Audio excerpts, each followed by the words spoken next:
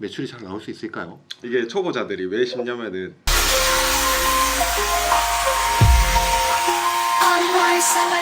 안녕하세요 구독자 여러분, 오늘 또 새로운 초대 손님을 한번 모셔봤는데요. 자, 일단 먼저 자기소개 먼저 부탁드리도록 하겠습니다. 안녕하십니까.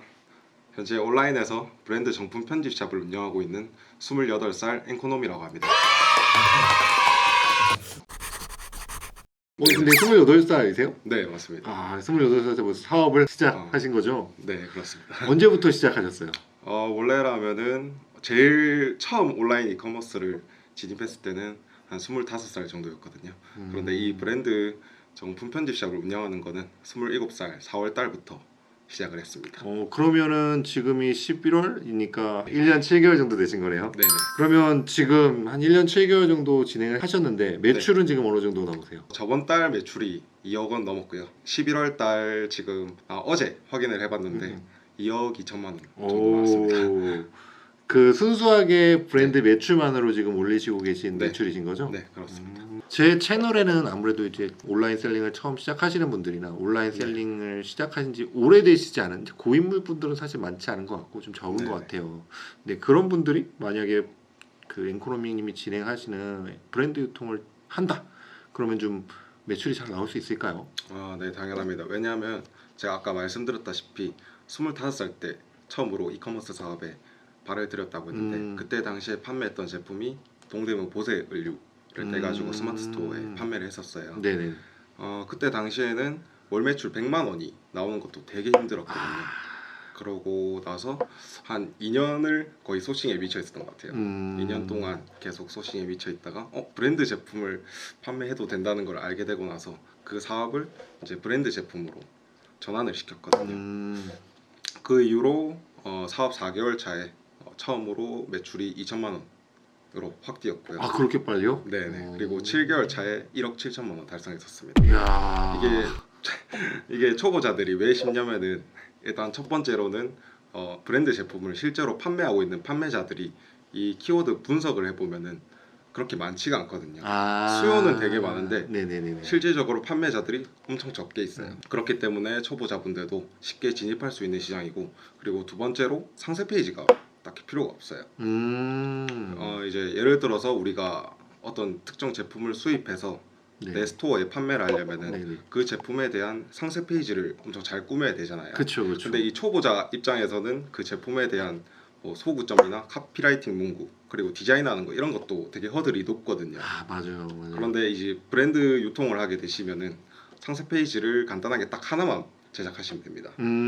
그런 거죠. 그러니까 네. 기존에 있었던 뭐 예를 들어서 처음에 아예 창작을 해야 되는 고통이 필요하다면 네. 브랜드 유통을 하게 되면 어쨌든 기본적으로 브랜드들이 물건을 팔기 위해서 만들어 놓은 상세 페이지에 내 거 이렇게 딱 하나만 얹어 놓으면 된다. 아니면 거기에 있는 좋은 소구점들 다 가져와 가지고 상세 페이지에 잘 녹이면 되니까 그런 부분이 훨씬 더 초보자들에게는 이득이 되겠네요. 그런 것보다는 일단은 브랜드 제품 자체가 이미 입지가 다 잘 다져져 있기 때문에 사람들이 그 제품에 대한 이제 특성이나 특징들을 보고 구매를 하는 게 아니고 그 브랜드를 보고 구매하는 경향이 커요.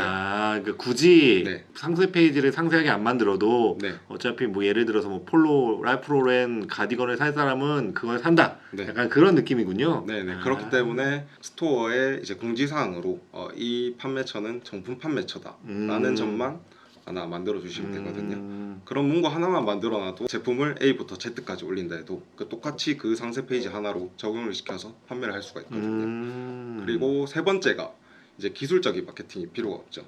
왜냐하면 브랜드 자체에서 큰 비용을 들여서 마케팅을 계속 진행을 해주기 때문에 저희는 이제 우리가 기본적으로 알고 있는 CPC 광고, 그 검색 광고만 잘 집행해 주시면은 특별히 다른 마케팅은 필요가 없습니다.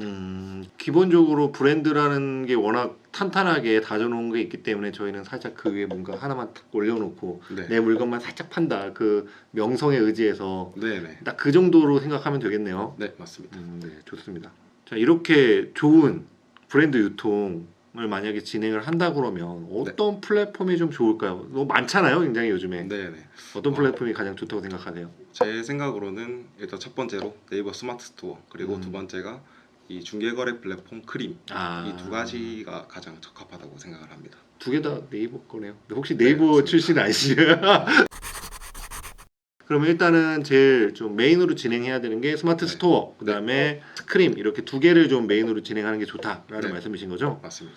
크림하고 네이버를 얘기를 해주셨는데, 네. 자 그러면 크림 먼저 좀 얘기를 해볼까요? 크림은 어떤 전략으로 다가가는 게 좋다고 생각하세요? 저는 일단 크림을 세 가지 용도로 사용을 하고 있어요. 첫 번째가 데이터 분석, 그리고 두 번째가 판매, 그리고 세 번째가 재고 처리. 이 데이터 분석은 물론 시중에 여러 가지 키워드 그 솔루션 도구들이 있지만은 네. 크림은 브랜드 제품만 판매를 하는 곳이거든요. 음. 그 브랜드 제품에 대한 차트를 다 확인할 수가 있어요. 몇 음. 년간의 차트, 얼마나 수요가 있는지, 그리고 특정 제품의 판매 가격이 어떻게 형성이 돼 있는지 그런 것도 다 확인할 수가 있고요. 네네. 두 번째가 판매거든요. 작년 크림 거래 규모액이 약 1조 원이 넘었어요. 그만큼 크림 안에서 활발하게 시장 활동이 일어나고 있고, 이게 또 초보자한테 판매하기가 굉장히 쉬운 플랫폼이거든요. 왜 쉬워요? 왜 초보자들이 좀 크림에서 파는 게 좀 쉬울까요? 일단은 일반적으로 오픈마켓에 내가 상품을 등록한다고 가정하면은 네. 사진을 일단 찍고 뭐 꾸미고 디자인하고 최종적으로 업로드해야 하는 그런 번거로움이 있는데, 네네. 크림은 그냥 판매 입찰만 걸어두면은 누구나 쉽게 판매를 할 수가 있어요. 그 판매 입찰하는데 적정 가격이면은 내가 판매 입찰을 할 수가 있고, 클릭 몇 번으로도 할 수 있을 정도로 굉장히 간단하게 만들어진 플랫폼이거든요. 초등학생도 아마 할 수 있지 않을까라는 생각을 합니다. 자, 아까 전에 재고에 대해서도 좀 얘기를 해주셨는데 그 재고는 그럼 어떤 전략으로 좀 가져가는 게 좋을까요? 일단은 제가 판매하고 있는 주 판매처는 네이버 스마트 스토어거든요. 거기서 여름 상품을 팔았다고 가정을 하면은 그 여름 상품을 8월 달까지 거의 인기가 있어요. 그렇죠. 그래서 그 다음 시즌을 준비하기 위해서는 내가 사입한 이 재고들을 9월이 넘어가기 전에는 전부 처리를 해서 다음 시즌을 준비를 해야 되거든요.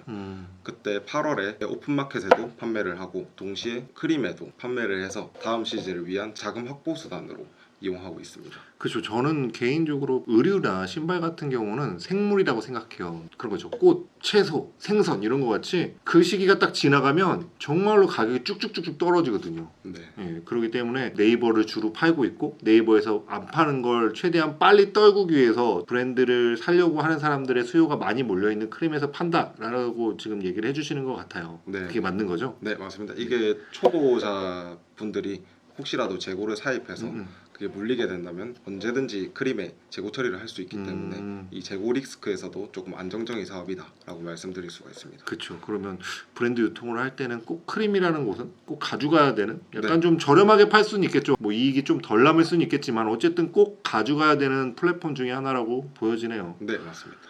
그러면 이제 크림에 대해서 좀 얘기를 해주셨는데, 그러면 아까 전에 하나 더 말씀해주신 네이버 스마트 스토어는 어떻게 좀 전략적으로 가져가는 게 좋을까요?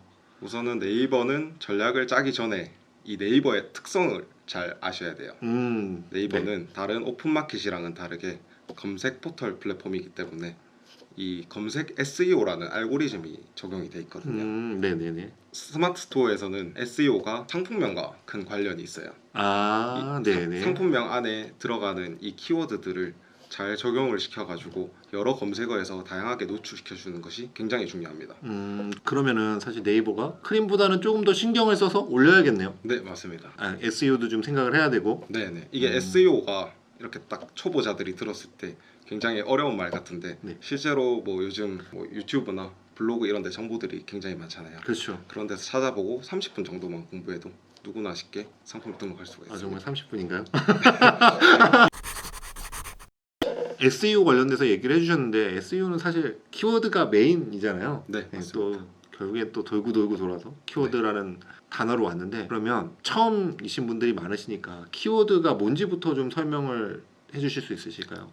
특정 소비자가 어떤 컨텐츠나 어떤 제품을 찾을 때 인터넷에 검색을 해보잖아요. 네. 그때 검색어 그 자체를 키워드라고 합니다. 예를 들어서 우리가 패딩을 구매한다고 가정했을 때 롱패딩을 검색해 볼 수가 있는 거고, 그 다음에 숏패딩을 또 검색을 해볼 수가 있는 거거든요. 네. 그때 내 상품명에 롱패딩이랑 숏패딩 이 두 가지 키워드로 상품명을 장명시켜 주시면은 그 둘 중에 어느 키워드로 소비자가 검색을 했든 내 상품을 노출시켜주는 거죠. 좀 어렵네요.